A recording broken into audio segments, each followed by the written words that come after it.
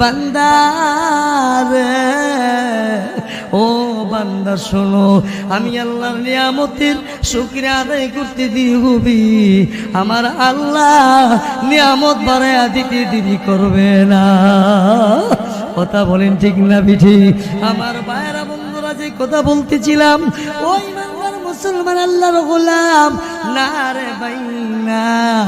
এই জন্য আজকে মিরকুড়া পূর্ব সড়ক পার যুব সমাজের উদ্যোগে, প্রবাসী ভাইদের উদ্যোগে মাগরিবের পরে এত যুবক মুরব্বী বসবি, এটা আমার কল্পনাও ছিল না।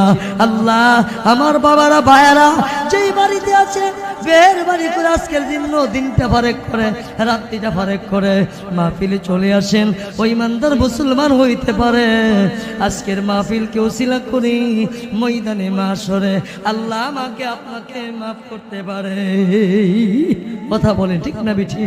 এই জন্য আমরা যেই যেখানে আছি, বাড়িতে, স্টলে, রাস্তায় ঘাটে, মেহেরবানি করে আমরা প্যান্ডেলের ভিতরে চলে আসবো। আমি আপনাদের খেদমতে মহাগ্রন্থ আল কুরআনুল কারীম থেকে 15তম পারা সূরা বনী ইসরাঈলের 23 নম্বর আয়াতে কারিমা আমি আপনাদের খেদমতে তেলাওয়াত করেছি।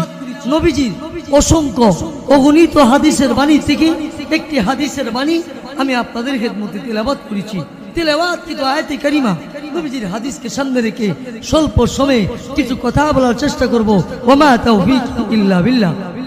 আমার ভাইরা, সূরাতুল বনী ইসরাঈলের সূরা বনী ইসরাঈলের 23 নম্বর আয়াতে কারিমার মধ্যে আল্লাহ রাব্বুল আলামিন আমাদেরকে কি বয়ান করতেছেন, কি নসিহত করছেন। আল্লাহ বলেন, ওয়াকাদা রাব্বুকা আল্লা তা'বুদু ইল্লা ইয়্যাহু ওয়া বিল ওয়ালিদাইনি ইহসানা। আল্লাহ বলেন, আমি আল্লাহর গোলামের পরে আমি আল্লাহর দাসত্বর পরে 2 নাম্বার যে কাজটা হবে, ওয়াবিল ওয়ালিদাইনি ইহসানা, মা বাবার সাথে ভালো ব্যবহার করতে হবে।